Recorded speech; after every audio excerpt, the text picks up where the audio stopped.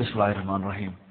سامعین اکرام، یہ قرآن سننا .com کی پیشکش ہے۔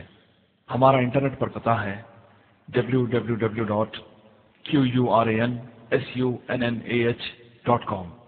إن الحمد لله نحمده ونستعينه ونستغفره ونعوذ بالله من شرور أنفسنا وسيئات أعمالنا، من يهده الله فلا مضل له ومن يضلل فلا هادي له، وأشهد أن لا إله إلا الله وحده لا شريك له، وأشهد أن محمدا عبده ورسوله. أما بعد فإن أصدق الكلام كلام الله، وأحسن الهدي هدي محمد صلى الله تعالى عليه وسلم، وشر الأمور محدثاتها، وكل محدثة بدعة، وكل بدعة ضلالة، وكل ضلالة في النار. من يطع الله ورسوله فقد رشد واهتدى، ومن يعص الله ورسوله فقد ضل وغوى. اللهم صل على محمد وعلى آل محمد كما صليت على إبراهيم وعلى آل إبراهيم إنك حميد مجيد. اللهم بارك على محمد وعلى آل محمد كما باركت على إبراهيم وعلى آل إبراهيم إنك حميد مجيد. سبحانك لا علم لنا إلا ما علمتنا إنك أنت العليم الحكيم. رب اشرح لي صدري ويسر لي أمري واحلل عقدة من لساني يفقهوا قولي.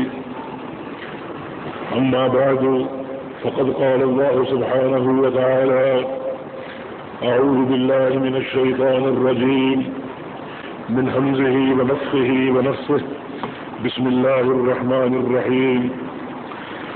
قل ادعوا الذين زعمتم من دون الله لا يملكون مثقال ذرة في السماوات ولا في الأرض، وما لهم فيهما من شرك وما له منهم من ظهير. ولا تنفع الشفاعة عنده إلا لمن أذن له، حتى إذا فزع عن قلوبهم قالوا ماذا قال ربكم، قالوا الحق وهو العلي الكبير. یہ جو موضوع آپ نے رکھا ہے یہ بڑا اہم ہے۔ امیر المؤمنین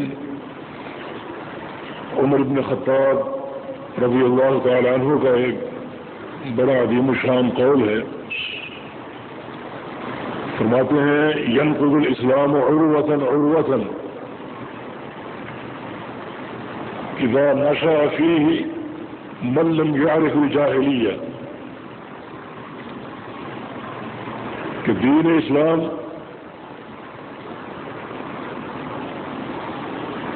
اس وقت ایک ایک کنڈا کر کے ٹوٹ جائے گا۔ جو دین اسلام ایک زنجیر کی مانند ہے، تو ایک ایک کڑی کر کے یہ دین اسلام ٹوٹ جائے گا۔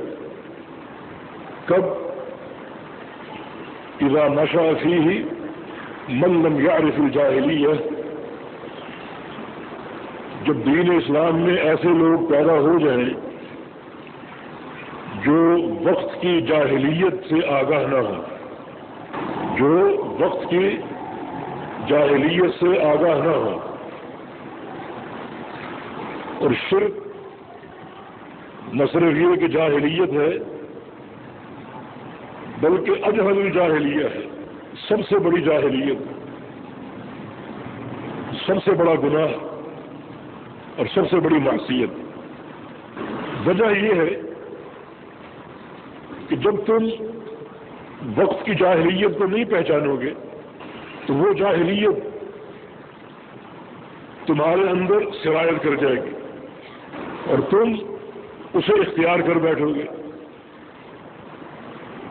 کیونکہ تمہیں اس جاہلیت کا تعارف ہی نہیں، تو کیسے بچو گے؟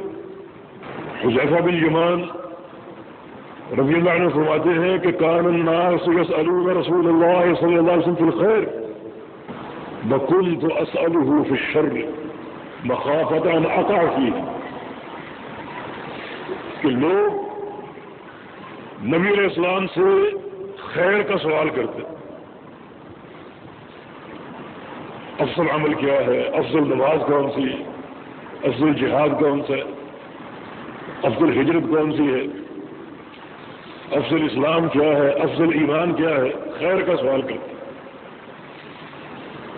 وہ کون سا عمل ہے جس کے کرنے سے جنت مل جائے گی؟ وَكُنْتُ أَسْأَلُهُ فِي الشَّرِّ، اور میں نبی علیہ السلام سے شر کا سوال کرتا ہوں، برائی کا، فتنوں کا، مخافۃ ان اقع فی، اس ڈر سے کہ کہیں مجھے برائی کا علم نہ ہو، فتنوں کا علم نہ ہو اور میں ان میں گرفتار نہ ہو جاؤں، انہیں اپنا نہ بیٹھوں۔ تو یقیناً یہ بڑا ایک اہم موضوع ہے، کیونکہ ہمارا دین دین توحید ہے۔ یہ ضروری ہے کہ ہم شرک کو پہچانیں اور پھر شرک کی تباہ کاریوں کو پہچانیں۔ شرک یہ لغوی اعتبار سے اسم ہے، عربی میں ایک باب ہے اشرک یشرک، اس باب سے یہ اسم ہے۔ شرک کا معنی حصہ، اسی سے لفظ شریک ہے، حصے دار۔ بیوی کو شریکہ حیات بولتے ہیں کہ وہ شوہر کی زندگی کی حصے دار ہوتی۔ دو کاروباری جو ساتھی ہوتے ہیں، آپس میں پارٹنر ہوتے ہیں، انہیں عربی میں شریک کہا جاتا ہے، جس کی جمع شرکاء یا اشراک، جیسے شریف کی جمع شرفاء یا اشراف۔ اگر کچھ دوست مل کر کوئی کاروباری ادارہ قائم کریں، اسے کمپنی کہا جاتا ہے، اور عربی میں اس کو شرکہ کہا جاتا ہے۔ ایک ایسا کاروباری ادارہ جس میں کئی حصے دار۔ یہ معنی احادیث میں بھی مستعمل اور مذکور ہے۔ چنانچہ عبداللہ بن عباس فرماتے ہیں کہ اجاز رسول اللہ صلی اللہ علیہ وسلم لأہل الیمن الشرک، کہ رسول اللہ صلی اللہ علیہ وسلم نے اہل یمن کے لیے شرک جائز کر دیا۔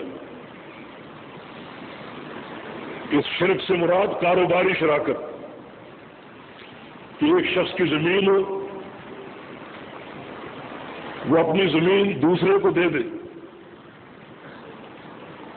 کہ اس میں آپ ہل چلائیں، اس کو آپ کاشت کریں، اور فصل جب تیار ہوگی تو وہ آدھی میری آدھی آپ کی۔ تو گویا شرک کا جو لغوی استعمال ہے وہ ہے حصہ، شریک، حصے دار۔ اللہ رب العزت کا کوئی شریک نہیں، کوئی حصے دار نہیں، نہ اس کے افعال میں، نہ اس کے اعمال میں، نہ اس کی صفات میں،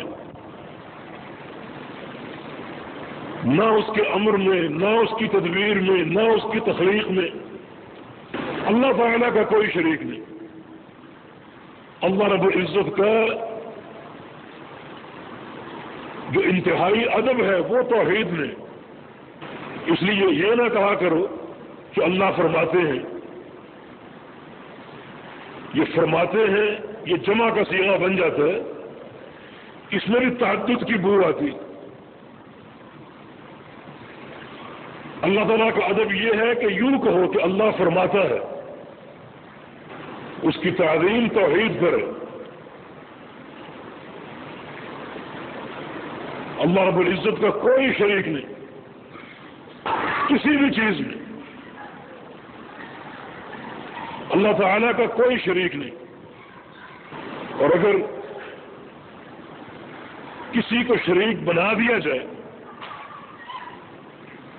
کسی بھی معنی میں، تو وہ شرک ہو گیا۔ یہ شراکت تین طرح سے ہوتی ہے، جو ناجائز اور باطل، یعنی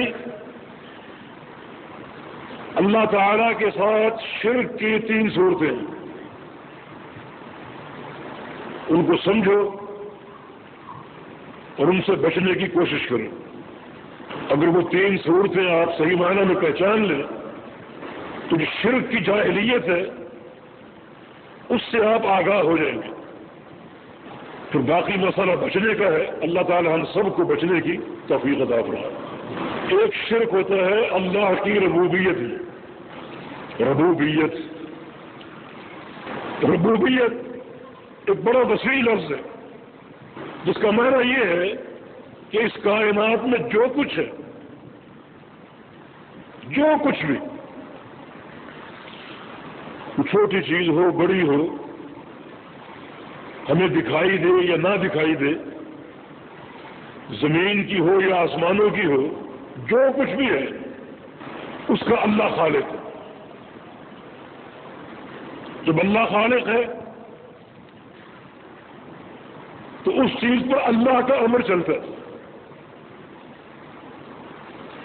یعنی اس پوری کائنات کا اللہ خالق ہے اور پوری کائنات کا اللہ مدبر ہے، پوری کائنات کا قیوم ہے۔ اللہ لا الہ الا هو الحی القیوم، وہ حی ہے، ہمیشہ سے حی ہے اور ہمیشہ رہے گا۔ نہ اس پر کبھی عدم معدوم ہونا آیا اور نہ کبھی وہ فنا کا شکار ہوگا، اور وہ قیوم ہے۔ قیوم اسے کہتے ہیں جس میں دو خوبیاں ہوں، ایک یہ کہ وہ بغیر کسی سہارے کے اپنی ذات پر کھڑا ہو، اور دوسرا یہ کہ وہ دوسروں کو سنبھالنے والا ہو۔ اللہ تعالیٰ قیوم ہے، کسی سہارے کا محتاج نہیں، اور پوری کائنات کو سنبھالے ہوئے، پوری کائنات کو، جو ساتوں آسمان کسی ستون کے بغیر کھڑے ہیں، یہ اللہ کے کھڑا کرنے سے کھڑے۔ تو اس کائنات کا خالق اللہ، مدبر اللہ، قیوم اللہ، رازق اللہ۔ کوئی چھوٹی سے چھوٹی چیز ہو دینے والا اللہ ہے، دے کر چھیننے والا اللہ ہے۔ اگر نہیں ملتی تو نہ دینے والا اللہ ہے۔ اللہم لا مانع لما اعطیت ولا معطی لما منعت، کہ یا اللہ تو اگر دینے کا فیصلہ کر لے تو کوئی روک نہیں سکتا، اور نہ دینے کا فیصلہ کر لے تو کوئی دے نہیں سکتا۔ یہ سب کیا ہے؟ یہ توحید ربوبیت ہے۔ اب اگر آپ یا کوئی شخص ان میں سے کسی چیز کو غیر اللہ کے نام لگا دے کہ فلاں بھی پیدا کر سکتے، فلاں بھی روزی دے سکتے، فلاں بھی خزانہ دے سکتے، فلاں بھی شفا دے سکتے، فلاں بھی اولاد دے سکتا ہے، تو یہ ربوبیت میں شرک ہے۔ بلکہ اگر آپ کا عقیدہ یہ ہو کہ اولاد تو اللہ ہی دیتا ہے، لیکن اس بچے کا ایک بال فلاں پیدا کرتا ہے، تو یہ بھی شرک ہوگا، اور یہ دونوں برابر ہوں گے۔ ایک شخص یہ کہے کہ پورا بچہ بنانے والا دینے والا کوئی دوسرا ہے، کوئی غیر ہے، اور ایک شخص یوں کہے کہ پورا بچہ بناتا تو اللہ ہے، پیدا تو اللہ کرتا ہے، لیکن ایک فلاں بال فلاں لگاتا ہے، دونوں کی بات برابر ہے، دونوں مشرک ہیں، دونوں کے لیے جہنم کی ہمیشگی۔ اس لیے کہ شرک ایک ایسا گناہ ہے جس میں نتیجے اور انجام کے اعتبار سے کوئی تقسیم نہیں، چھوٹا شرک ہو یا بڑا شرک ہو، دونوں کا انجام برابر ہے، دونوں برباد ہیں، دونوں ہمیشہ کے لیے جہنمی ہیں اور کبھی جہنم سے باہر نہیں نکلیں گے۔ تو یہ عقیدہ بنا لو کہ اس پوری کائنات کا خالق اور مالک اللہ ہے، لہ الخلق والامر، یہ خلق بھی اللہ کی ہے اور پوری خلق پر امر بھی اللہ کا۔ اس بات خبر ہوگی، خلق اور امر یہ دونوں اللہ کے لیے ہیں۔ اب سارے کام اس دو نقطوں کے تحت، کسی چیز کا پیدا ہونا یہ اللہ کی توفیق سے، اللہ کے فعل سے، اور جو چیز پیدا ہو جائے اس پر امر اللہ کا ہے، اس کا چلنا پھرنا اٹھنا بیٹھنا، جینا مرنا کھانا پینا، حتیٰ کہ درخت کا ایک سوکھا پتا اگر زمین پر گرتا ہے تو اللہ کے امر سے گرتا ہے۔ اس گہرائی کو سمجھے اور پہچانے کہ جو کچھ ہو رہا اللہ کے امر سے ہو رہا۔ ابھی محترم حافظ اختر صاحب نے مثالیں دی آپ کو کہ لولا الکلیب لجعلنا اللصوص،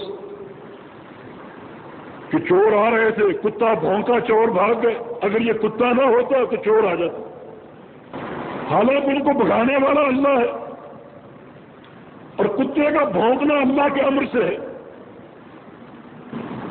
تو اس گہرائی کو سمجھو، اس گہرائی کو سمجھو، یہ توحید ربوبیت ہے۔ اس میں کسی چیز میں کسی غیر کو شریک بناؤ گے، حصہ دار بناؤ گے تو یہ شرک ہو، چاہے کسی ایک مسئلے میں کیوں نہ ہو۔ شریعت اس کو شرک بھی کہتی ہے اور کفر بھی کہتی ہے۔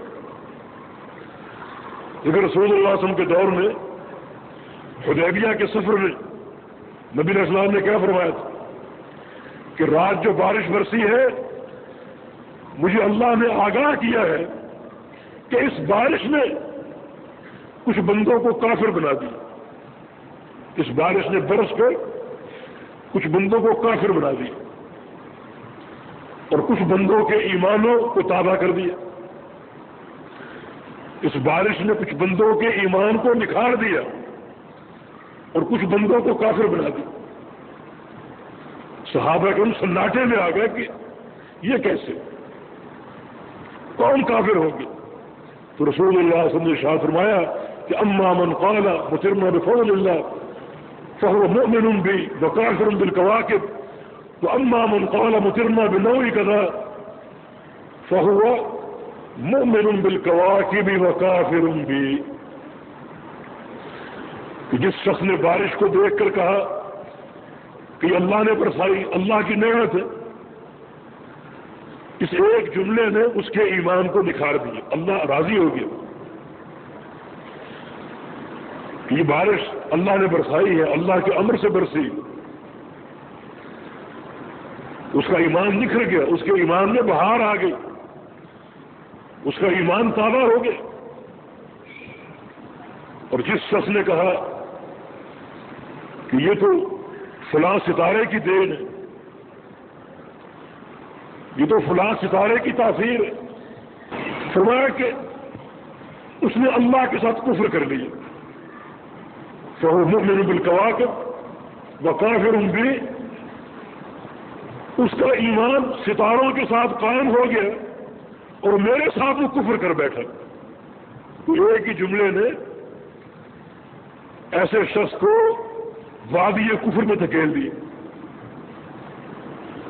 اور ہمارے معاشرے میں تو کیا کچھ ہو رہا ہے، نعمتیں اللہ کی، دینے والا اللہ، پیدا کرنے والا اللہ، اور ان نعمتوں کو چن چن کر غیر اللہ کے نام لگا رہے۔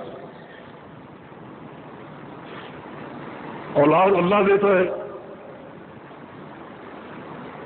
اور نام حضور بخش، محمد بخش، پیر بخش، خزانے فلاں دیتے ہیں،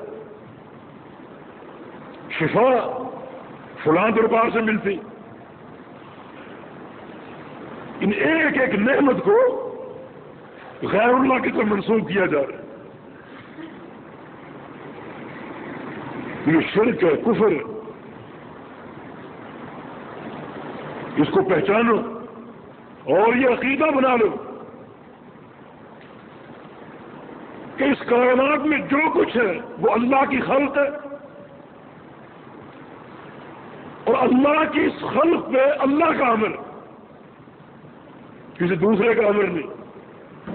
یہ عقیدہ بناؤ، یہ عقیدہ بناؤ کہ ایک ذرہ بھی کوئی نہیں دے سکتا، ایک ذرہ بھی کوئی پیدا نہیں کر سکتا. اللہ کے خلق اور امر میں کوئی شریک نہیں. اللہ تعالیٰ کے دو چیلنج ہیں جو موجود ہیں. یہ سائنس ترقی کر کے کہاں تک پہنچ چکی، چاند پر کمندے ڈالی جا رہے ہیں، سیاروں کو مسخر کیا جا رہا ہے.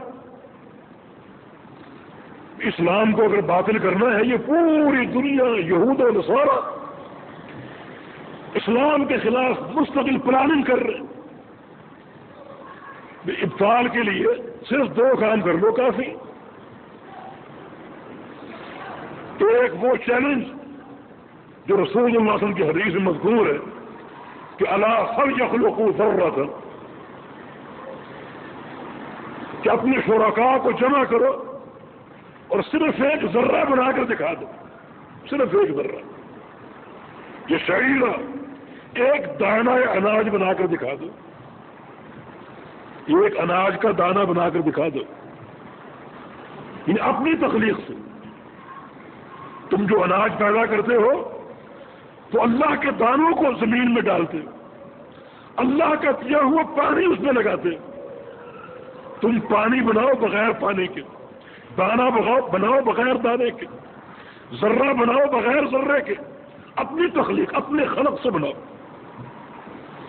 تم نے کیا کچھ بنا لیا.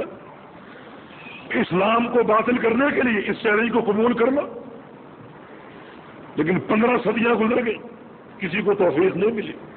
سازشیں ہو رہی، پلاننگ ہو رہی، تفکیر ہو رہی، اسلام کے خلاف ملایین اور بلائین خرچ کیے جا رہے ہیں، لیکن ایسا کوئی نہیں کر سکتا. دوسرا چیلنج ابراہیم علیہ السلام کی زبان سے قرآن میں مذکور ہے. ابراہیم علیہ السلام نے کہا تھا کہ فإن اللہ یأتی بالشمس من المشرق فأتی بها من المغرب، کہ میرا پروردگار اس کا یہ امر ہے کہ سورج مشرق سے طلوع ہوگا اور مغرب میں غروب ہوگا. یہ سارا طلوع و غروب اللہ کے امر سے، میرے پروردگار کے امر سے. اگر تمہارا امر چلتا ہے تو تم صرف ایک دن کے لیے مغرب سے طلوع کرو اور مشرق میں غروب کر کے دکھا دو. یہ لہ الخلق والامر، کہ خلق بھی اللہ کی اور امر بھی اللہ کا. یہ خلق و امر میں دو مثالیں موجود ہیں. کہ اگر اسلام کو باطل کرنا ہے تو ان دو چیلنجوں کو قبول کرنا، لیکن کسی بھی ہمت پیدا نہیں ہوئی. غور سب کرتے ہوں گے، لیکن کوئی ان کو پورا نہیں کر سکتا، کوئی اس میدان میں کھڑا نہیں ہو سکتا. تو یہ خلق و امر اللہ کا، اس خلق میں سے کسی چیز کو اگر غیر اللہ کی طرف منسوب کیا، یا اس امر میں سے کسی چیز کو غیر اللہ کی طرف منسوب کیا، تو یہ شرک فی الربوبیت ہوگا، جو کفر. ایک بارش کی نعمت کو غیر اللہ کی طرف منسوب کرنے والا محمد الرسول اللہ صلی اللہ علیہ وسلم نے فرمایا کہ مجھے اللہ نے آگاہ کیا ہے کہ وہ کافر ہوگا. لہذا اللہ پیدا کرتا ہے. یہ ساری کائنات اللہ کی مخلوق ہے اور اس پر اللہ کا امر چلتا ہے. سانسیں لینا، سانس اندر کی طرف کھینچنا، باہر کی طرف نکالنا، اٹھنا بیٹھنا، ایک انگلی ہلانا، یہ سب اللہ کے امر سے. اگر کوئی کہے کہ یہ انگلی ہلانا میرے اختیار سے، یہ میرا فعل ہے اور میں اس پر قادر ہوں، یا فلاں اس پر قادر ہے، یہ شرک ہے. جو کچھ ہے اللہ کے امر سے اور اللہ کے امر سے. تو اس کائنات پر اللہ کا امر چلتا ہے. نہ اس خلق میں کوئی اللہ کا شریک ہے، نہ اس امر میں کوئی اللہ کا شریک ہے۔ اس کے بعد شرک کی دوسری صورت شرک الوہیت ہے۔ الوہیت میں کسی کو اللہ کا شریک بنایا جائے۔ الوہیت کا معنی معبود ہونا، معبود ہونے میں کسی کو اللہ کا شریک بنایا جائے کہ اللہ بھی معبود ہے اور فلاں بھی معبود ہے، یہ شرک الوہیت ہے۔ اللہ پاک نے ارشاد فرمایا یا ایھا الناس اعبدوا ربکم الذی خلقکم والذین من قبلکم لعلکم تتقون، اے لوگو اپنے رب کی عبادت کرو جو تمہارا خالق ہے اور تمہارے آباء و اجداد کا بھی خالق ہے، تم کو بھی پیدا کیا، تم سے پہلوں کو بھی پیدا کیا، لہذا اس کی عبادت کرو۔ یعنی اللہ معبود کیوں ہے؟ اس لیے کہ اللہ خالق ہے۔ یہ بات واضح ہو گئی کہ اللہ کے سوا کوئی خالق نہیں، جب کوئی خالق نہیں تو پھر وہ معبود بھی نہیں ہو سکتا۔ یعنی اللہ کا الہ ہونا اس لیے ہے کہ اللہ رب ہے، اللہ خالق ہے، اللہ مدبر ہے، اللہ قیوم ہے۔ گویا توحید ربوبیت دلیل ہے توحید الوہیت کی، اور توحید الوہیت مستلزم ہے توحید ربوبیت کو، دونوں لازم ملزوم۔ اللہ معبود کیوں ہے؟ اس لیے کہ وہ خالق و مالک ہے،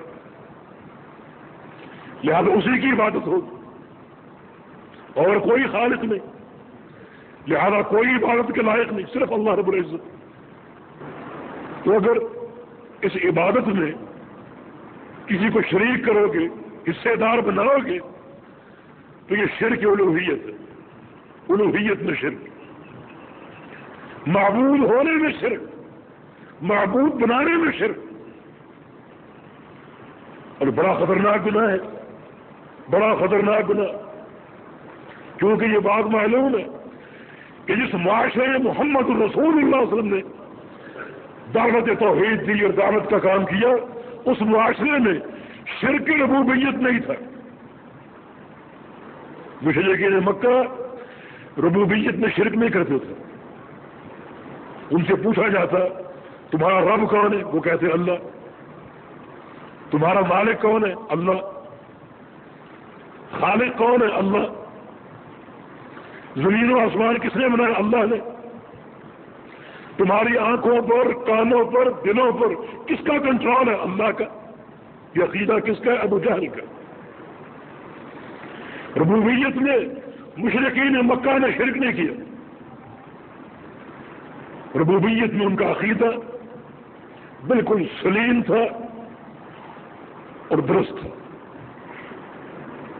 ابو جہل بیت اللہ کا طواف کرتے ہوئے کیا کہتا تھا؟ لبیک اللہم لبیک لا شریک لک لبیک الا شریکا تملکہ وما ملک۔ اے اللہ میں حاضر ہوں، تیرا کوئی شریک نہیں سوائے اس فلاں شریک کے، لیکن وہ شریک بھی ایسا ہے کہ تو اس کا مالک ہے، وہ کسی چیز کا مالک نہیں، مالک تو ہی۔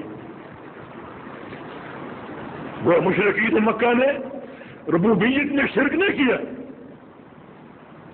الوہیت نے کیا، مگر اس کے باوجود مشرک جناب محمد رسول نے ان سے پوری زندگی لڑائیاں کی، ان کو مارا، جہاد کیا، اس لیے کہ موحد ہونے کے لیے کامل ہونا ضروری، کہ کوئی الہاد اور کوئی شک و شبہ، کوئی اضطراب، کوئی خلل باقی نہ رہے۔ تو یہ دوسرا شرک الوہیت میں کہ معبود بنانے میں آپ کسی کو شریک بنا لیں، کہ غیر اللہ کے نام سجدہ کرنا، غیر اللہ کے نام کی نظریں نیازیں، قبروں پر چادریں چڑھانا،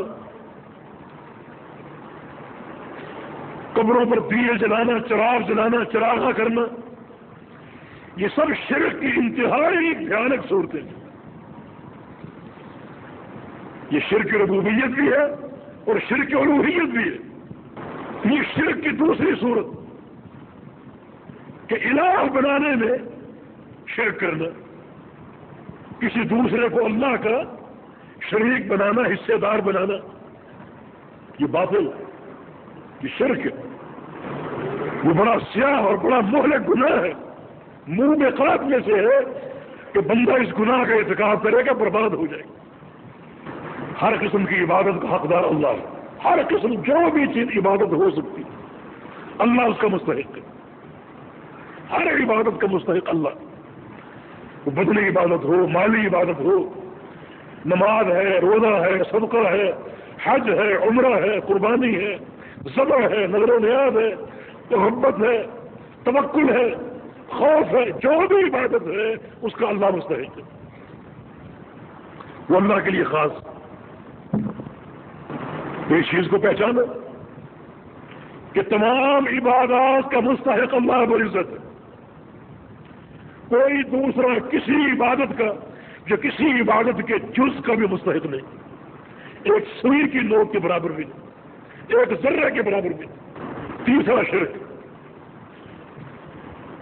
وہ شرک فی الذات و صفات کہلاتا ہے کہ اللہ کی ذات یا اللہ کی صفات میں کسی کو شریک کرنا، اور یہ بڑی اہم قسم ہے، اس پر غور و فکر بہت ضروری ہے۔ اللہ تعالیٰ کے پیارے پیارے نام ہیں، اسماء و صفات ہیں،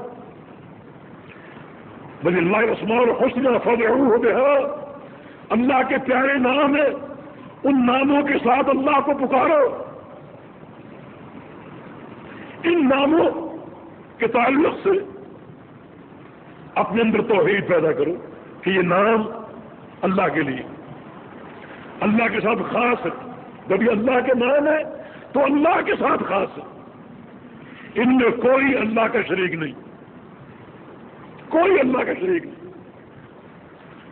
وہ نام مذکور ہے حدیث میں اور آپ پڑھتے رہتے اور اللہ الخالق البارئ المصور له الاسماء الحسنى، یہ نام اللہ کے لیے ہے۔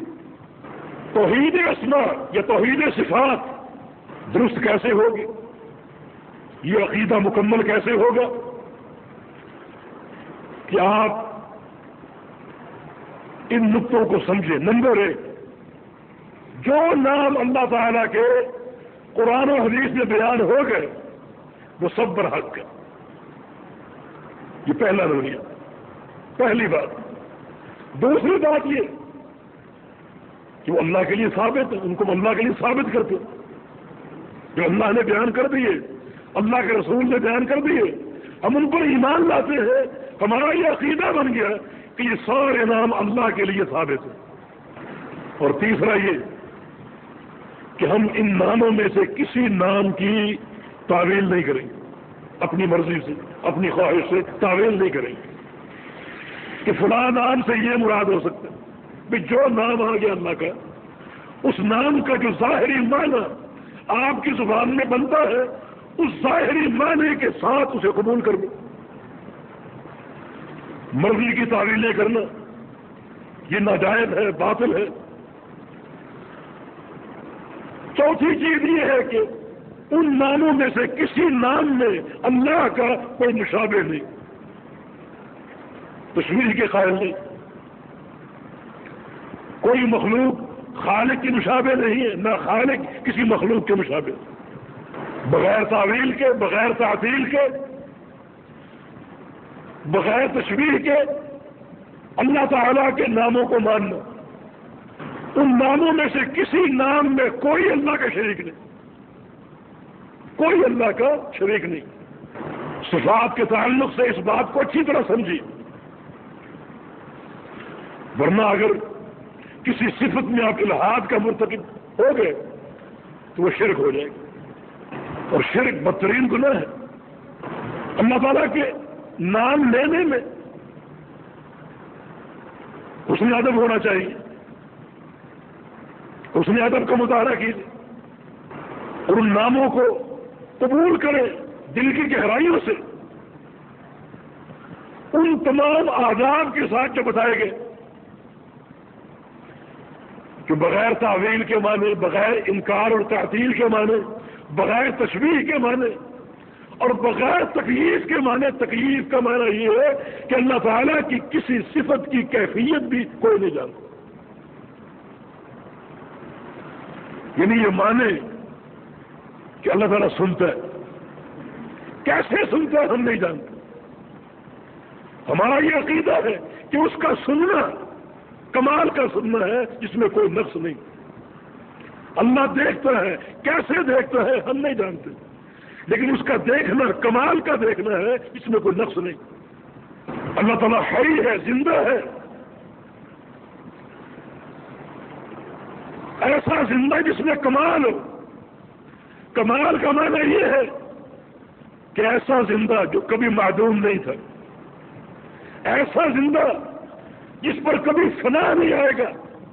وہ الاول لیس قبلہ شیء، وہ ایسا اول ہے جس سے قبل کوئی چیز نہیں. والآخر، اور ایسا آخر ہے کہ لیس بعدہ شیء، اس کے بعد کوئی چیز نہیں ہوگی. تو اس طرح اللہ تعالیٰ کی صفات کو مانو. ان صفات میں کسی صفت میں اللہ کا کوئی شریک نہیں. اللہ رزاق ہے، اللہ کی صفت ہے. اور اللہ کے رزاق ہونے کا معنی یہ ہے کہ وہ روزی پیدا کرتا ہے اور اپنے عمل سے روزی تقسیم کرتا ہے. اور اس صفت کو آپ اس صفت کے معنی کو کسی غیر کے ساتھ جوڑیں گے یہ شرک ہے. ہمارے معاشرے میں یہ الفاظ ہے کہ فلاں داتا ہے، فلاں داتا ہے. داتا یعنی رزاق، روزی دینے والا، خزانے دینے والا.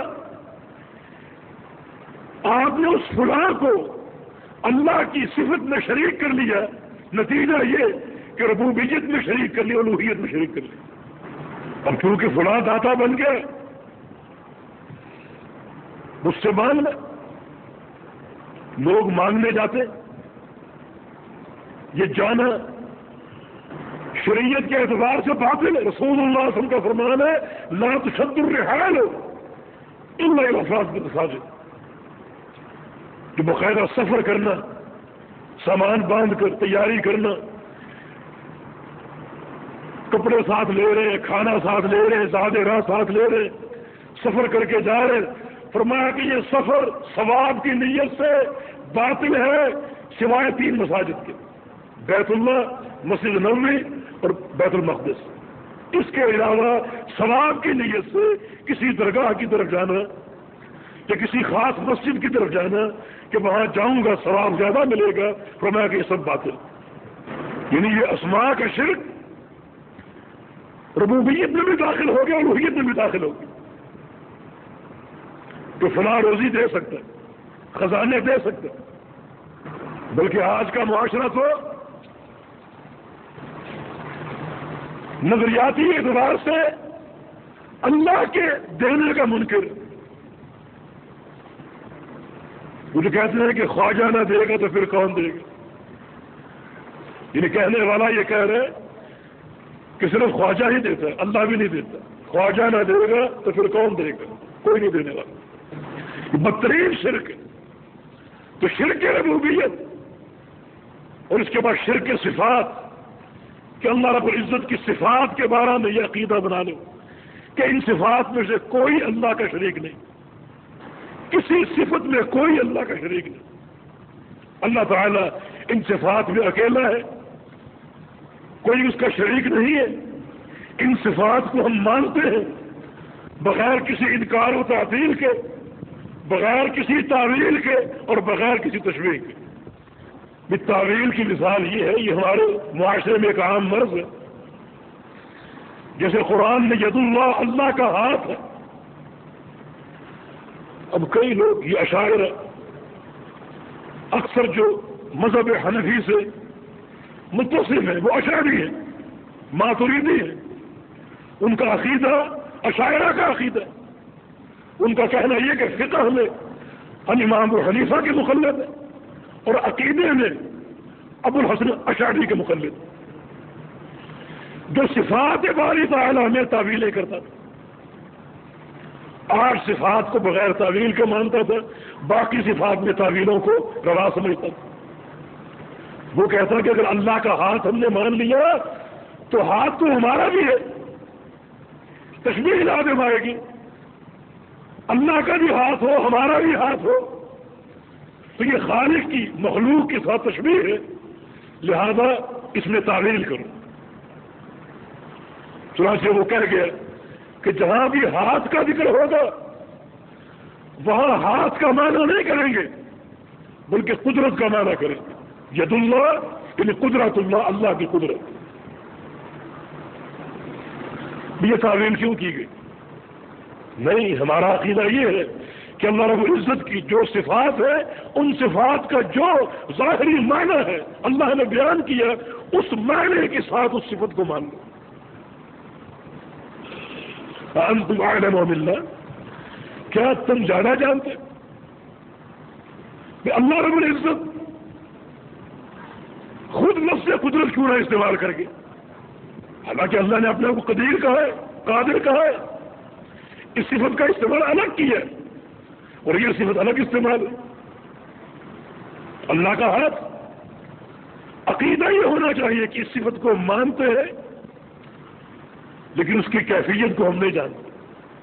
ہم یہ مانتے ہیں کہ اللہ کا ہاتھ ہے. کیوں مانتے ہیں؟ اس لیے کہ اللہ کے ہاتھ کا ذکر قرآن میں بھی اور حدیث میں بھی. اللہ کا ہاتھ کیسے ہے یہ ہم نہیں جانتے کیسا ہے. کیا ہم جیسا ہے؟ نہیں. کیوں نہیں؟ اس لیے کہ اللہ کا فرمان ہے کہ لیسا کمثلہ شیء، اس جیسی کوئی چیز نہیں. پھر کیسا ہے ہم نہیں جانتے. لیکن یہ ہمارا عقیدہ ہے کہ اللہ رب العزت کی ہر صفت صفت کمال ہے، اس میں کوئی نقص نہیں. اس عقیدے میں کیا چھوڑ ہے؟ بالکل واضح. تو صفات باری تعالیٰ میں تعویل نہیں کرنا، یہ بھی شرک ہے. اس شرک سے اپنے آپ کو بچاؤ. اللہ رب العزت کی تمام صفات کے بارے میں یہ عقیدہ بناؤ کہ اللہ کی تمام صفات برحق ہے، سب پر ایمان لاتے ہیں، کسی صفت کی تعویل نہیں کرتے اور کسی صفت کے بارے میں تشبیہ کے قائل نہیں. اللہ ان تمام صفات میں یکتا اور اکیلا ہے. تو یہ تین طرح کا شرک ہے جو معاشرے میں پایا جاتا ہے، اور جس شرک کی تفریح کے لیے اللہ رب العزت نے اپنے انبیاء کو بھیجا کہ نمبر 1 یہ ہے کہ اللہ کی ربوبیت میں کوئی شریک نہیں. نمبر 2 یہ ہے کہ اللہ کی الوہیت میں، اللہ کے معبود ہونے میں کوئی اللہ کا شریک نہیں، کوئی معبود نہیں. کوئی کسی ایک عبادت کے لائق نہیں، کسی ایک عبادت کا مستحق نہیں. جو اللہ کی صفات ہے، اللہ کے اسماء ہیں، ان میں کوئی اللہ کا شریک نہیں. ان صفات کو صحیح معنی میں سمجھو اور مانو، قبول کرو، اور ان کے تعلق سے جو توحید ہے اس توحید کو پہچانو اور اختیار کرو. اللہ تعالیٰ شرک سے پاک ہے. اس کی ربوبیت میں کسی غیر کی عبادت نہ کی جائے، کسی غیر سے مدد طلب نہ کی جائے، کسی غیر کو الہ نہ سمجھا جائے. اللہ رب العزت نے شرک کی نفی ایک مقام پر کی اور اس کی 4 وجوہات بیان کی. یہ مقام جو بھی آپ نے سنا سورہ سبا سے، اللہ فرماتا ہے قُلِ ادْعُوا الَّذِينَ زَعَمْتُم مِّن دُونِ اللَّهِ، ان لوگوں کو پکارو، بلاؤ جن کو تم اللہ کے سوا اپنا معبود سمجھتے ہو، مشکل کشا سمجھتے ہو، حاجت روا سمجھتے ہو، بگڑی بنانے والا سمجھتے ہو. پکارو، بلاؤ ان کو.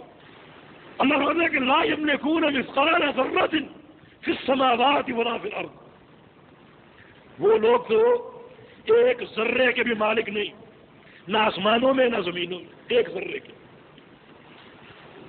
ایک ذرے کے بھی مالک نہیں. جن جن کو تم پکارتے ہو، چاہے وہ انبیاء ہو، چاہے وہ ملائکہ ہو، وہ جن ہو، انسان ہو، حجر ہو، حجر ہو، فرمایا کہ ایک ذرے کے بھی مالک نہیں. اور دوسری بات فرمایا کہ وَمَا لَهُمْ فِيهِمَا مِنْ شِرْكٍ، اور ان میں سے کسی کا زمین و آسمان میں یا زمین و آسمان کی کسی چیز میں کوئی حصہ اور کوئی شراکت بھی نہیں. نہ وہ مالک ہے اور نہ وہ شریک ہے. وَمَا لَهُ مِنْهُمْ مِنْ ظَهِيرٍ، اور نہ ہی ان میں سے کوئی اللہ کا مددگار اور معاون ہے. کسی چیز کی تخلیق میں، کسی امر میں، کسی تدبیر میں کوئی اللہ کا معاون بھی نہیں، مددگار بھی نہیں۔ اور چوتھی چیز یہ کہ وَلَا تَنْفَعُ الشَّفَاعَةُ عِنْدَهُ إِلَّا لِمَنْ أَذِنَ لَهُ، کہ اللہ کے پاس کسی کی شفاعت بھی نفع دینے والی نہیں سوائے اس کی شفاعت کے جس کو اللہ شفاعت کا اذن دے دے، اجازت دے دے۔ چار چیزیں۔ بے شرک کیوں باطل ہے؟ اللہ کے سوا کوئی معبود کیوں نہیں ہو سکتا؟ بگڑی بنانے والا کیوں نہیں ہو سکتا؟ حاجت روا کیوں نہیں ہو سکتا؟ اس لیے کہ یہ تمام صورتیں ان چار میں سے کسی ایک صورت کے تابع۔ کسی سے آپ مانگے کوئی چیز تو کس سے مانگے کہ جو اس کا مالک ہو؟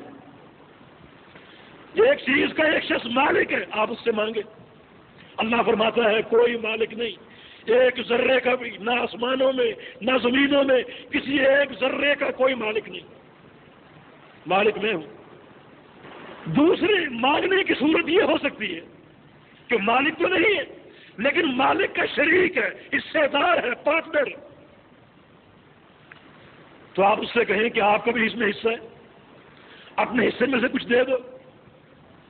آپ بھی اس کاروبار کے پارٹنر ہیں، اپنے حصے میں سے کچھ دے دو، اپنے پروفٹ میں سے کچھ دے دو۔ اللہ فرماتا ہے کہ کوئی میرا شریک بھی نہیں، کوئی پارٹنر، کوئی حصے دار بھی نہیں۔ تیسرا آپ اس سے مانگ سکتے ہیں کہ جو اس کاروبار میں یا اس معاملے میں معاون ہو، مددگار ہو، کہ بھائی آپ اس کی مدد کرتے ہیں، آپ اس کے معاون ہیں، آپ کا بھی حق ہے، آپ کچھ دے دو۔ اللہ فرماتا ہے کہ کوئی میرا معاون نہیں، کوئی مددگار نہیں۔ اور چوتھا وہ ہے جو مالک تو نہیں، حصے دار بھی نہیں، مددگار بھی نہیں، لیکن اس کی سفارش چلتی، پرچی چلتی کہ آپ اس پر مؤثر ہیں، آپ اس کے لیے بڑے ہیں، محترم ہیں، آپ کی سفارش چلتی ہے، پرچی چلتی ہے، آپ سفارش ہی کر دو۔ اللہ فرماتا ہے کسی کی شفاعت مفید نہیں، نافع نہیں۔ تو اور مانگنے کی کون سی صورت ہے؟ ربوبیت میں شراکت کی اور کون سی صورت ہے؟ اس پوری کائنات کا اللہ کے سوا کوئی مالک نہیں، نہ کوئی اللہ کا شریک ہے، حصے دار ہے کہ آدھی خلق اللہ کی ہو، آدھی کسی دوسرے کی ہو۔ سورج اللہ نے بنایا، چاند کسی اور نے بنایا، کسی کو 6 بیٹے اللہ نے دے دیے، 2 کسی اور نے دے، کوئی شریک بھی نہیں۔ اللہ ہی دینے والا، اللہ ہی پیدا کرنے والا۔ تیسرا معاون، کوئی اللہ کا معاون بھی نہیں۔ اور چوتھا شفیع، اللہ کا کوئی شفیع بھی نہیں، کسی کی سفارش اللہ کے ہاں کارگر نہیں۔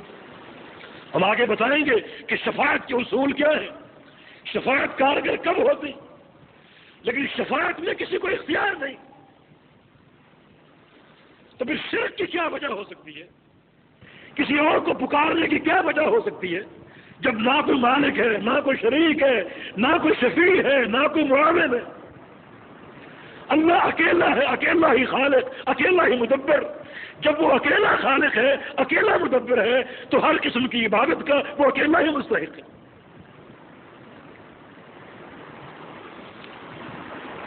لہذا شرک ایک بڑا ہیبتناک گناہ، بڑا ہیبتناک گناہ۔ شرک ایک ایسا گناہ، واحد گناہ، کچھ اور گناہ بھی ہو سکتے ہیں لیکن عقیدے کے اعتبار سے وہ واحد گناہ ہے کہ جو اس کا ارتکاب کرے گا وہ تمام انبیاء کی شریعت کا باغی ہوگا۔ اللہ پاک کا فرمان ہے کہ اے محمد صلی اللہ علیہ وسلم فَاسْأَلْ مَنْ أَرْسَلْنَا مِنْ قَبْلِكَ مِنْ رُسُلِنَا أَجَعَلْنَا مِنْ دُونِ الرَّحْمَنِ آلِهَةً يُعْبَدُونَ کہ ہم نے آپ سے پہلے جو انبیاء بھیجے ان سب سے پوچھو کہ کیا ان میں سے کسی نبی کے دور میں اللہ کے سوا کوئی معبود تھا؟ ہر نبی سے پوچھو، ابراہیم سے پوچھو، اسماعیل سے پوچھو، نوح سے پوچھو، اسحاق سے پوچھو، یعقوب سے پوچھو، موسیٰ اور عیسیٰ سے پوچھو علیہ السلام کہ کسی نبی کے دور میں کوئی معبود تھا؟ یا اللہ کیسے پوچھے؟ انبیاء تو فوت ہو چکے، کیسے ان سے پوچھے؟ فرمایا کہ اس قرآن کے ذریعے پوچھو، کیونکہ یہ قرآن انبیاء سابقین کی دعوت کا محافظ ہے، امین ہے۔ اس قرآن نے انبیاء سابقین کی دعوت کو پوری امانت کے ساتھ پیش کیا۔ اور قرآن کیا کہتا ہے؟ قرآن کہتا ہے وَمَا أَرْسَلْنَا مِن قَبْلِكَ مِن رَّسُولٍ إِلَّا نُوحِي إِلَيْهِ أَنَّهُ لَا إِلَٰهَ إِلَّا أَنَا فَاعْبُدُونِ، کہ ہم نے آپ سے قبل جو انبیاء بھیجے ان کی طرف یہ وحی کی کہ میرے سوا کوئی معبود نہیں، یہ بتا دو کہ اللہ کے سوا کوئی معبود نہیں، صرف اللہ کی عبادت کرو۔ تو جو اللہ کے سوا کسی کو معبود ٹھہرائے گا، مقرر کرے گا، کسی شریک کو مقرر کرے گا، وہ نہ صرف یہ کہ محمد رسول اللہ صلی اللہ علیہ وسلم کی دعوت کا باغی ہے، وہ ہر نبی کی دعوت کا باغی۔ ویسے انسان کا کیا ٹھکانہ ہوگا؟ غور کیجیے، کیا اس کا انجام ہوگا جو ہر نبی کی دعوت کا منکر ہو؟ اس لیے دوستوں اور بھائیو، شرک کو سمجھنا اور پہچاننا ضروری۔ اور ہمارے دور میں شرک ہو رہا اور اس کو شرک سمجھا نہیں جاتا، اس کو شرک قرار نہیں دیا جاتا۔ یعنی شرک شفاعت، شرک تمثل، یہ آج کے دور میں پائے جانے والے شرک کی سب سے بڑی صورت ہے، شرک تمثل۔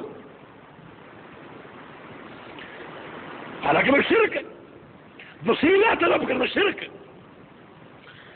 بھی ایک وسیلہ ہے جائز اور ایک ہے ناجائز۔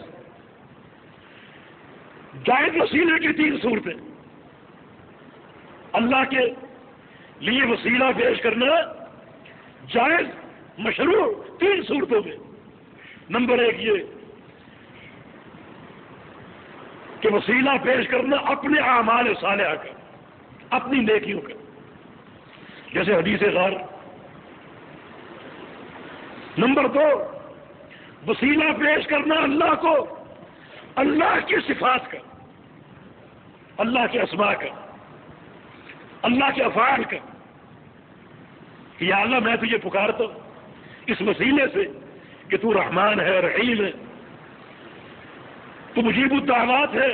اللہ کی صفات کا وسیلہ اللہ کو پیش کرنا۔ اور تیسرا اللہ کی ذات کو وسیلہ پیش کرنا نیک لوگوں کی دعا کا۔ نیک لوگوں سے کہا جائے کہ آپ میرے لیے دعا کریں، ان کا دعا کرنا یہ وسیلہ مشروع ہے، لیکن نیک لوگوں کی ذات کا وسیلہ یہ شرک ہے۔ بلکہ محمد رسول اللہ صلی اللہ علیہ وسلم کو اپنے دور میں جس جاہلیت کا سب سے زیادہ سامنا کرنا پڑا وہ توسل تھا۔ وہ کہتے ہیں کہ ما نعبدهم الا ليقربونا الى الله زلفى، کہ ہم ان کی عبادت نہیں کرتے مگر صرف اس لیے کہ یہ ہمیں اللہ کے قریب کر دے۔ میرے دوستو بھائی، یہ توسل جو ہے، جو آج ایک عام مرض ہے، ایک عام شرک کی صورت ہے، خطرناک شرک ہے۔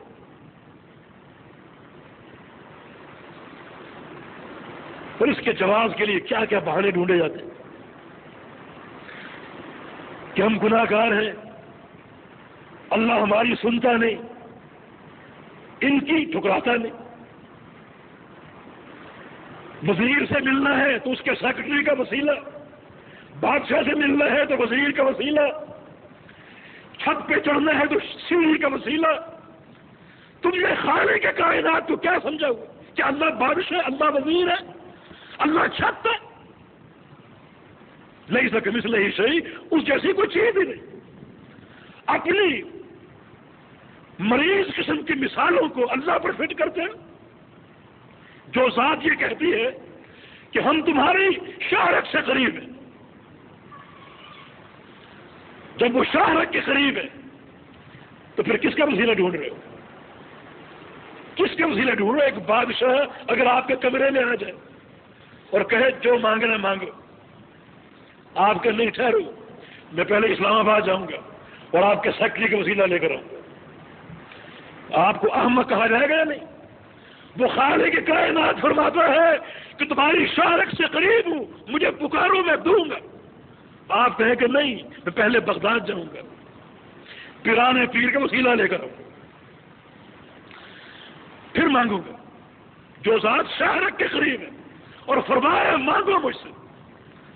آدھی رات کے بعد آسمان اول پر آتا ہے اور طلوع فجر تک کو پکارتا ہے، شفا مانگ لو، رزق مانگ لو، سوال کرو، میں دینے والا ہوں، عطا کرنے والا، جس کی عطا کی حد نہیں ہے، پوری کائنات اس کی مخلوق ہے، اس کے خزانے کبھی نہ ختم ہونے والے۔ یہ شرک توسل اور شرک شفاعت جو زمانے میں آج پھیلا ہوا ہے، خطرناک قسم کا شرک ہے۔ جناب محمد رسول صلی اللہ علیہ وسلم کو اپنے دور میں سب سے زیادہ اسی جاہلیت کا سامنا کرنا پڑا تھا۔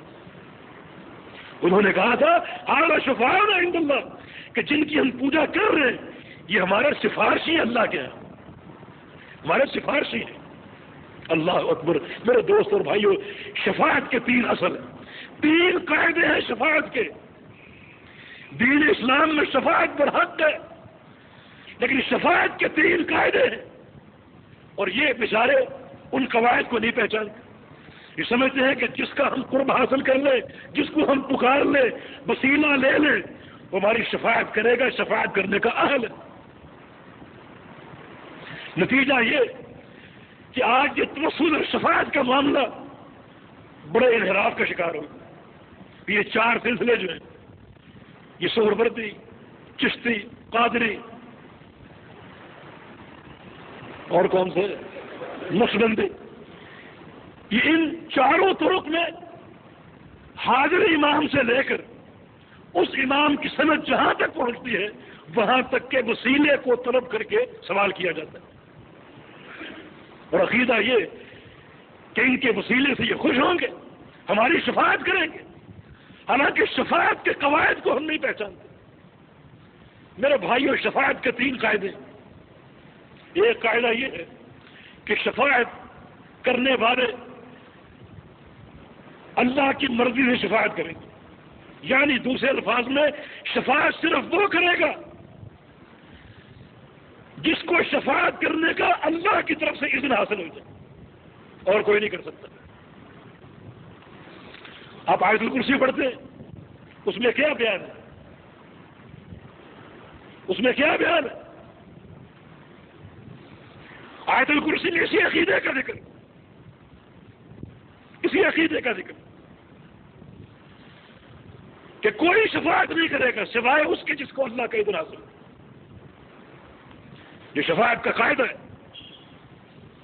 کہ اللہ کے اذن کے بغیر کوئی شفاعت نہیں کر سکتا۔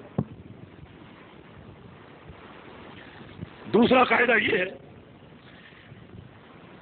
کہ شفاعت کس کی ہوگی اس کا تعین بھی اللہ کرے گا، اپنی مرضی سے کوئی کسی کی شفاعت نہیں کر سکتا۔ شفاعت کے قابل کون ہے، شفاعت کا مستحق کون ہے، اس کا تعین بھی اللہ کرے گا۔ اللہ کا فرمان ہے وَلَا يَشْفَعُونَ إِلَّا لِمَنِ ارْتَضَىٰ، شفاعت کرنے والے شفاعت نہیں کریں گے سوائے اس کی جس کی شفاعت پہ اللہ راضی ہوتا۔ اور اللہ کس کی شفاعت پہ راضی ہے، کس کی شفاعت پہ راضی ہے، اس کے لیے 2 باتیں، اس کے لیے 2 باتیں۔ یہ تیسرا قاعدہ ہے، اللہ تعالیٰ صرف اس کی شفاعت پر راضی ہے، یا اللہ صرف اس پر راضی ہے اس نے 2 بنیادوں کو تھام لی۔ ابو العالیہ بڑی چوٹی کے ایک محدث گزرے، وہ فرماتے ہیں کہ 2 سوال ایسے ہیں جو تمام اولین و آخرین سے کیے جائیں گے۔ قیامت کے دن 2 سوال تمام اولین و آخرین سے ہوں گے۔ ایک سوال یہ کہ ماذا کنتم تعبدون، تم کس کی عبادت کرتے رہے۔ دوسرا سوال یہ کہ ماذا اجبتم المرسلین، تم نے میرے پیغمبروں کی دعوت کا کیا جواب دیا۔ یعنی ایک سوال عبادت کا، دوسرا ہدایت کا، تم نے کس کی عبادت کی اور تم نے کیسے عبادت کی، کس طریقے سے عبادت کی۔ یہ 2 سوال سب سے ہونے، اور اللہ کی رضا کی یہ 2 بنیادیں، ایک عبادت، دوسرا ہدایت۔ تو اللہ تعالیٰ کس سے راضی ہے، کس کی شفاعت پر اللہ راضی ہے، جس نے ان 2 سوالوں کی تکمیل کر لی۔ ایک یہ کہ عبادت کے تعلق سے اپنا عقیدہ ٹھیک کر لیا، اس کا یہ عقیدہ ہے، اس کی یہ فکر ہے کہ اللہ کے سوا کوئی عبادت کا لائق نہیں۔ دوسرا یہ کہ اس کا یہ عقیدہ ہے کہ محمد رسول اللہ صلی اللہ علیہ وسلم کے علاوہ کوئی اطاعت کے لائق نہیں۔ اب اللہ شرع دی ایسے شخص سے اگر گناہ ہوئے، کوئی معصیتیں ہوئی، کوئی غلطیاں ہوئی، تو اللہ تعالیٰ اس شخص کے بارے میں کہے گا اس کی شفاعت کرو، میں اس کو معاف کروں، کیونکہ اساس ٹھیک ہے، اس نے ان دو عقیدوں کے ذریعے اللہ کی رضا کو حاصل کر لیا۔ لیکن ایک شخص شرک کی دلدل میں پھنسا ہوا ہے، اللہ تعالیٰ کی عبادت کے مقام کو نہیں پہچانتا اور نہ ہی پیغمبر کی اطاعت کے مقام کو جانتا، فلاں کی تقلید، فلاں کی بات، فلاں کی رائے، فلاں کے ملفوظات، اور وہ شخص شفاعت کا امیدوار ہو، یہ اس کی جہالت بھی ہے، حماقت بھی۔ یہ شفاعت کے 3 قاعدے کہ صرف شفاعت وہ کرے گا جس کی شفاعت اللہ چاہے گا۔ تم یہ سمجھتے ہو کہ جس کو ہم مان لیں کہ یہ بزرگ ہے، ولی ہے، نیک ہے، وسیلہ اس کا تھام لیں تو وہ شفاعت کرے گا، شفاعت کا اہل ہے، یہ تمہاری بھول ہے۔ کوئی شفاعت نہیں کر سکتا سوائے اس کے جس کو شفاعت کی اللہ اجازت دے گا۔ سب سے بڑے شافع محمد رسول اللہ صلی اللہ علیہ وسلم اللہ کے پاس جائیں گے، سجدے میں گر جائیں گے، سجدے میں گر جائیں گے، کوئی بات نہیں کر سکیں گے، اللہ کی حمد و ثنا بیان کریں گے، طویل ترین سجدہ، بالآخر اللہ فرمائے گا ارفع راسک وقل تسمع واشفع تشفع، اپنا سر اٹھا دو، بات کرو، اب آپ کی بات سنوں گا، اور شفاعت کرو، آپ کی شفاعت قبول کروں گا۔ اذن مل گیا، اذن کے بغیر نہیں۔ تو باقیوں کا کیا مقام؟ کوئی مقام نہیں۔ اس لیے جو شرک کا تمثل ہمارے معاشرے میں پھیلا ہوا ہے، اور اس تمثل کو ہم شفاعت کا سبب قرار دیتے ہیں، باعث قرار دیا، عقیدہ باطل ہے۔ شفاعت کے یہ 3 اصول ہیں، پھر کون اس میں داخل ہوگا، کون خارج ہوگا؟ کہ شفاعت اللہ کے امر سے ہوگی، اللہ کے اذن سے ہوگی، اور جس کے لیے شفاعت کرنی ہے اس کا تعین اللہ فرمائے گا۔ اور اللہ رب العزت کی شفاعت کے تعلق سے رضا صرف ان لوگوں کے حق میں ہوگی جنہوں نے ان 2 سوالوں کی تکمیل کر لی کہ ماذا کنتم تعبدون، تم نے پوری زندگی کس کی عبادت کی، تو ماذا اجبتم المرسلین، اور تم نے میرے پیغمبروں کی دعوت کا کیا جواب دیا۔ اللہ کی عبادت اور اللہ کے پیغمبر کی اطاعت، اس نے ان 2 چیزوں کو پورا کیا۔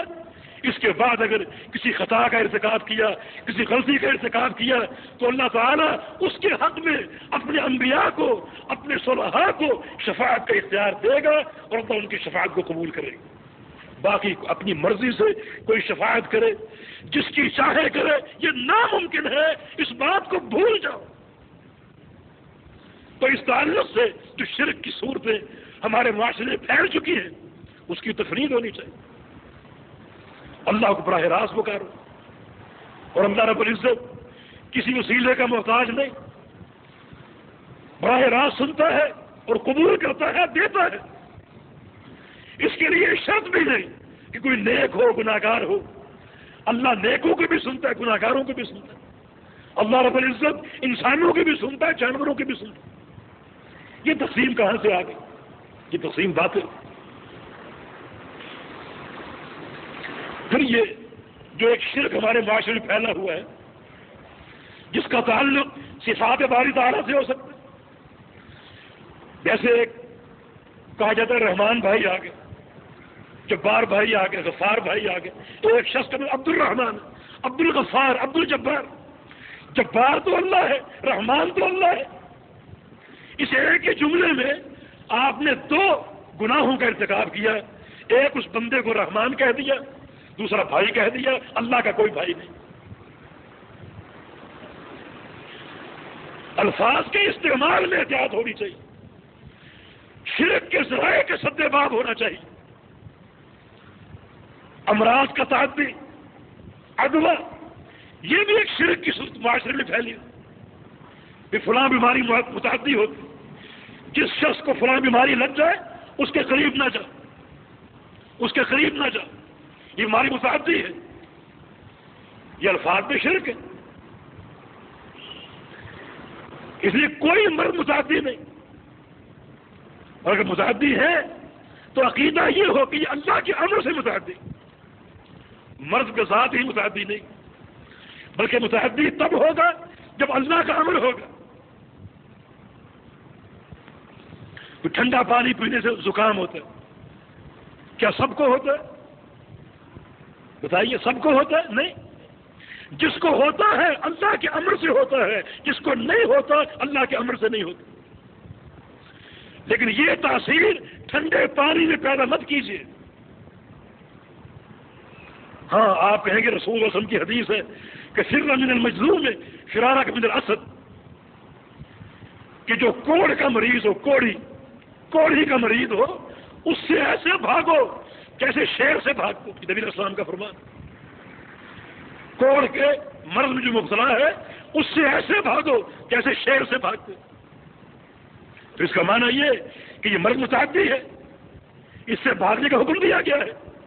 میرے بھائی، اللہ کے پیغمبر نے جو بھاگنے کا حکم دیا صرف تمہارے عقیدے پر ترس کھاتے ہو کہ ایسا نہ ہو تم کسی کوڑی کے مریض کے پاس چلے جاؤ اور اللہ کے امر سے وہ مرض تمہیں بھی لگ جائے اور تم یہ کہہ دو کہ فلاں مریض کے پاس میں گیا تو اس کا مرض مجھے لگ گیا، پھر یہ شرک ہو جائے گا.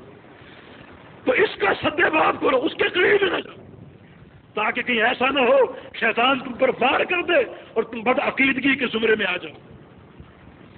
یہ جملہ تمہارے منہ سے نکل. ہاں اگر یوں کہہ دو کہ فلاں مریض کے پاس گیا اور اللہ کے امر سے اس کا مرض مجھ میں بھی داخل ہو گیا. شفا دینے والا بھی اللہ اور بیماری لگانے والا بھی اللہ، یہ دونوں کام اللہ کے امر سے. کچھ مثالیں ابھی آپ نے سنی کہ کالی بلی آگے سے گزر گئی، نقصان ہوگا. الو کی آواز سن لے کوئی مرے گا. تطیر جو دور جاہلیت کی بدعت شرک ہے. کسی اچھے انسان کو دیکھا تو یہ سمجھنا کہ فلاں شخص کو دیکھا اچھا دن گزر جائے گا. کسی بدحیت کو دیکھا تو فلاں منحوس کو دیکھ لیا پتہ نہیں دن کیسے کٹے گا. یہ ساری شرک کی وہ صورتیں ہیں جو ہمارے اندر موجود ہیں، ہمیں ان کا ادراک نہیں. ابو موسیٰ اشعری کی حدیث کہ شرک اخفی من دبیب النمل، الشرک اخفی من دبیب النمل، کہ شرک جو ہے یہ چونٹی کی آہٹ سے بھی زیادہ مخفی ہے. چونٹی کی آہٹ سے مانا یہ کہ چونٹی کی آواز تم سن سکتے لیکن بعض اوقات شرک ایسا طریقے سے تم پر حملہ آور ہوگا کہ تمہیں اس کا ادراک اور احساس نہیں ہوگا. صحابہ سن کے پریشان ہو گئے. تو پھر نبی علیہ السلام نے فرمایا کہ تم ایک دعا یاد کر لو، ایک دعا یاد کر لو، اللہم انا نعوذ بک من ان نشرک بک شیئا نعلمہ ونستغفرک لما لا نعلم. مسلم احمد کی حدیث کہ اللہ ہم ہر اس شرک سے تیری پناہ میں آتے ہیں جس شرک کو ہم جانتے ہیں، اور ہر اس شرک سے ہم استغفار کرتے ہیں جس کو ہم نہیں جانتے. بعض اوقات بھولنے سے، بے توجہی یا بے دھیانی سے اگر شرک کا ارتکاب ہو جائے تو یا اللہ ہم کو معاف کر دے، ہم کو معاف کر دے. یہ سارے شرک کی صورتیں معاشرے میں موجود ہیں. اس دوسروں کی بات کو ماننا، فلاں کی رائے، فلاں کا فتویٰ، فلاں شخصیت بڑی عظیم ہے اس کی بات کا میں انکار نہیں کر سکتا، شرک ہے. یہ شرک حاکمیت جو شرک ربوبیت یا شرک الوہیت کی ایک شاخ ہے، یہ سب شرک ہے. حکم میں کسی غیر کو اللہ کا شریک کرنا، حکم تو اللہ کا، ان الحکم الا للہ، حکم صرف ایک اللہ کا. واشرک حکم احد، اللہ اپنے حکم میں کسی کو شریک نہیں کرتا، اللہ کا کوئی شریک نہیں. کہ فلاں شخصیت بہت بڑی ہے، بڑی متقی، بڑی معتبر، بڑی علمی، محدث، حافظ حدیث، اس کی بات کا میں انکار نہیں کر سکتا. اس کی بات غلط نہیں ہو سکتی. جملہ شرکی ہے، جملہ شرکی ہے. اس حکم میں بھی کوئی اللہ کا شریک نہیں. امام صاحبی نے جو لکھا اس کو پلے سے باندھ لو. وہ فرمایا کرتے تھے کہ الحق کو لا يعرف بالرجال اعرف الحق تعرف اہلہ، کہ حق شخصیتوں سے نہیں پہچانا جاتا. اس بات کا سدے باب کر دیا، حق شخصیتوں سے نہیں پہچانا جاتا. ایسا نہ ہو کسی شخصیت کا کھول تم پر چڑھ جائے کہ فلاں شخصیت کی کسی بات کو میں رد نہیں کر سکتا، اس کی ہر بات ٹھیک ہے، اس کی بات کبھی غلط ہو ہی نہیں سکتی۔ فرمایا کہ نہیں، ایسا مت کہو، ایسا مت کرو، اعرف الحق تعرف اہلہ، تم حق کو پہچانو، جب حق کو پہچان لو گے تو اہل حق کو بھی پہچان جاؤ گے۔ حق کیا ہے؟ قرآن و حدیث، قرآن و حدیث کو پہچان لو، قرآن و حدیث پڑھو، قرآن و حدیث رہنمائی لو۔ جب حق کو پہچان لو گے تو پھر تم دیکھو گے اس حق کے سانچے میں کون آ رہا ہے اور کون نہیں آ رہا۔ جو آ گیا وہ صاحب حق ہے، جو نہیں آ رہا وہ باطل ہے۔ یہ بھی شرک کی صورت ہے کہ فلاں کی بات قابل رد نہیں ہو سکتی، اس کی ہر بات ٹھیک۔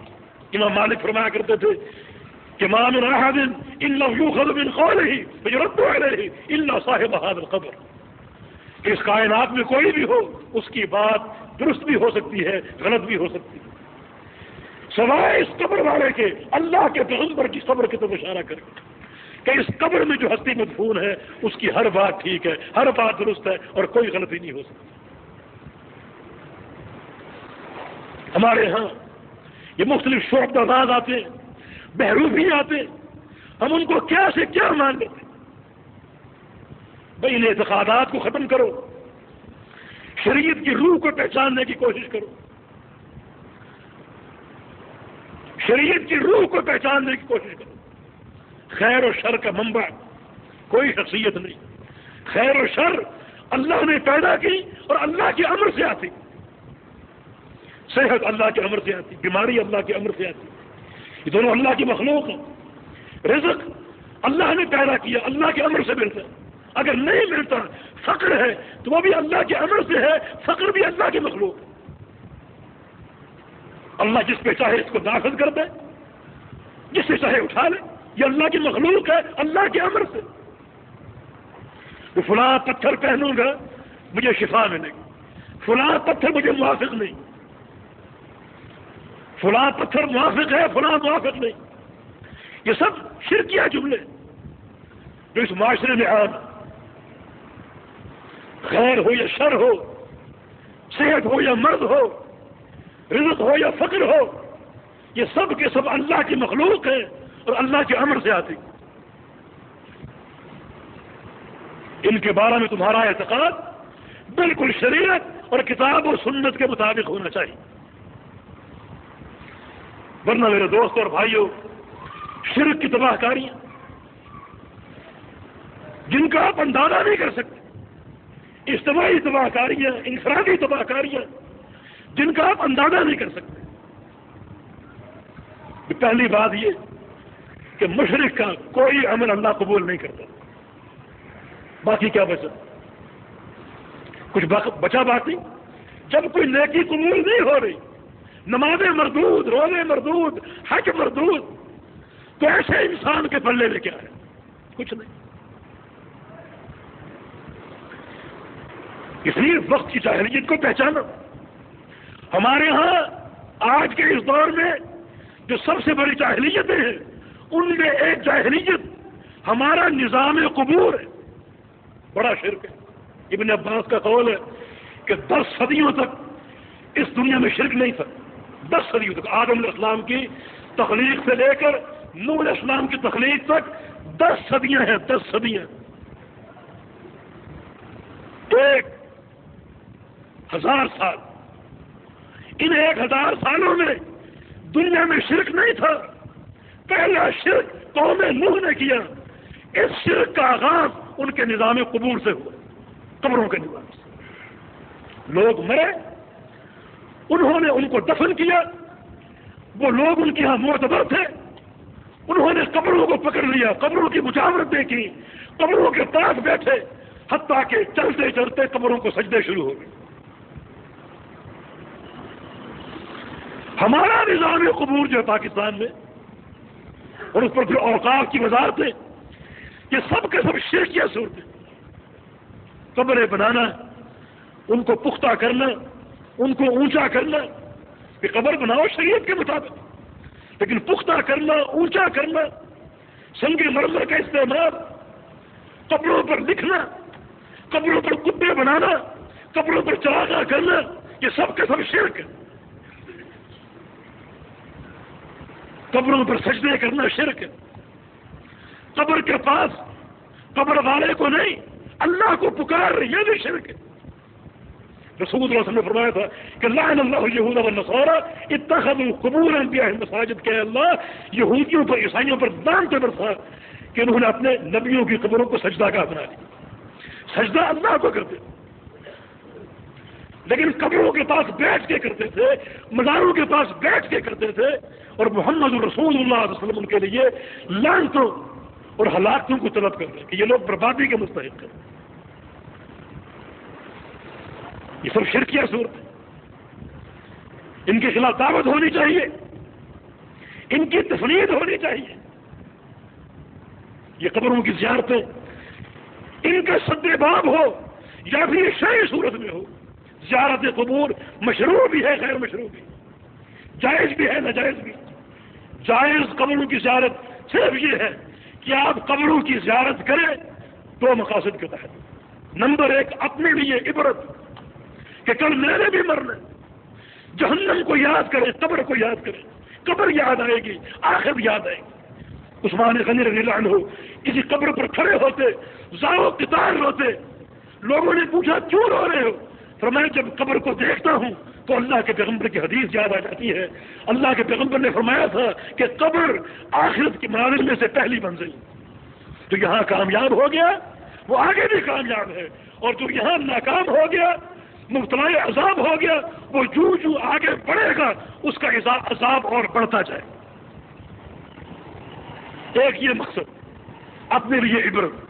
دوسرا مقصد یہ ہے کہ قبر والے کے لیے دعا, قبر والے کے لیے دعا.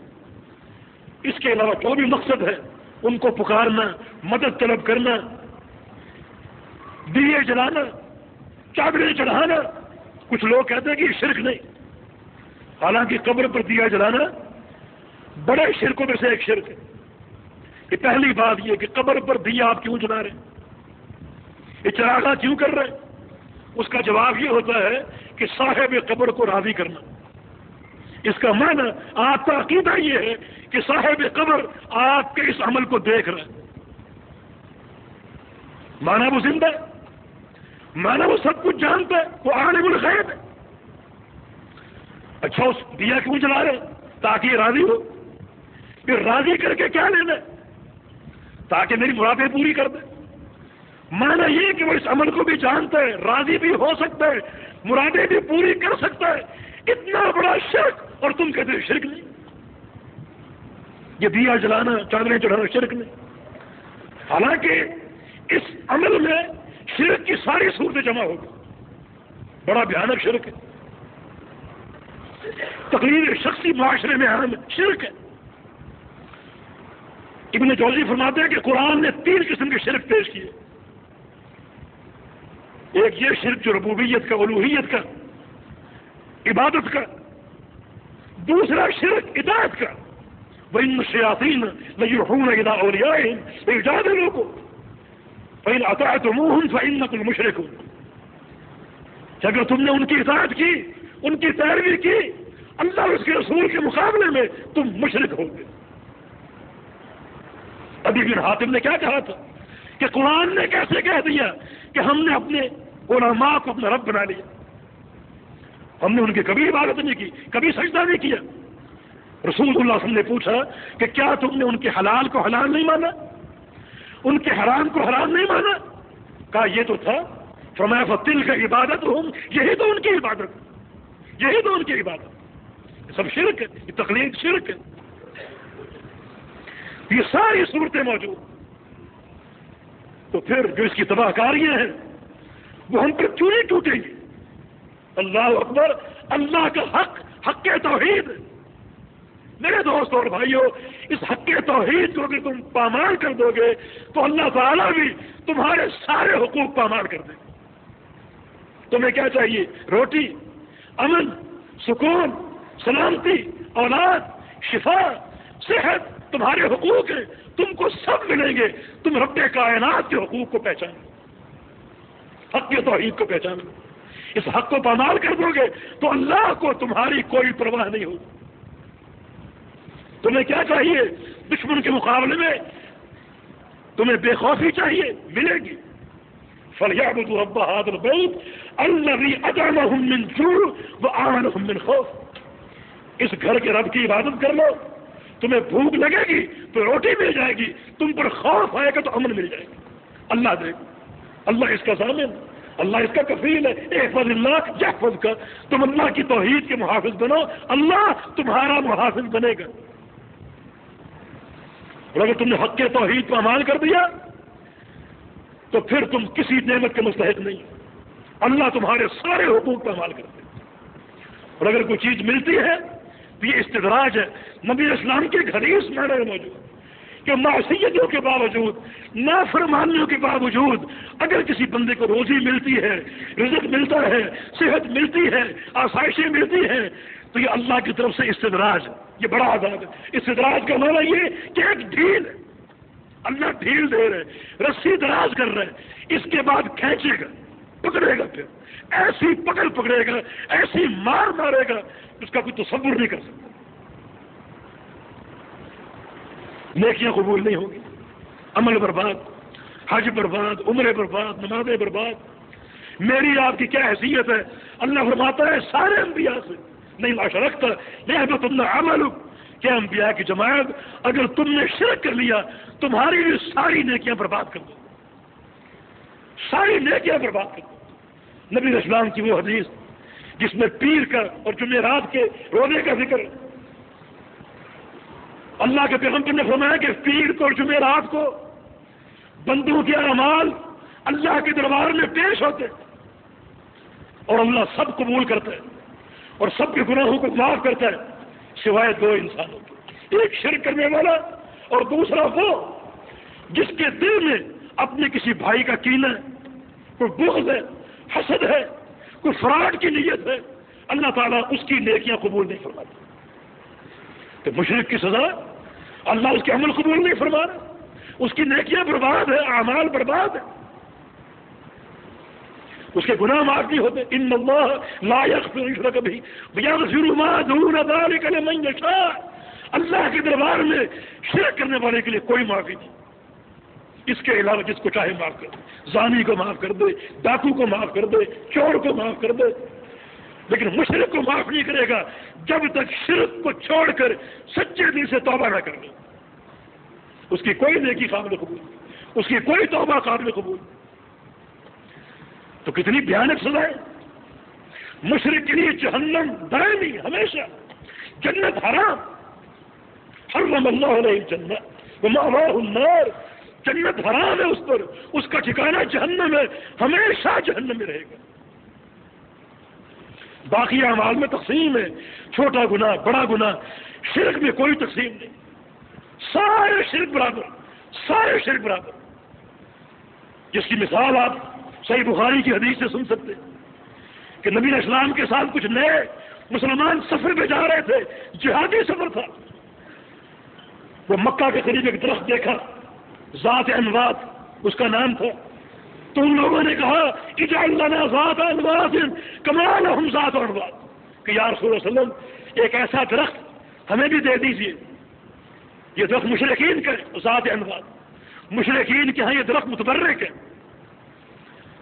اور جب وہ کسی جہاد پر نکلتے ہیں، جنگ پر جاتے ہیں تو اپنا اسلحہ یہاں لٹکاتے ہیں. ان کا عقیدہ ہے کہ اس سے ہم کو مدد ملے گی، کامیابی ملے گی. تو ایسا کوئی درخت ہمیں بھی بنا کر دے کہ ہم بھی وہاں اپنے ہتھیار لٹکائیں اور وہ ہماری فتح کی ضمانت بن جائے. ایک درخت مانگا بنا.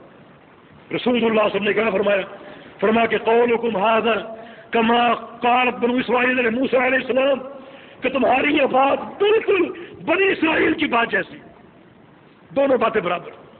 تمہاری یہ بات اور بنی اسرائیل کی وہ بات برابر.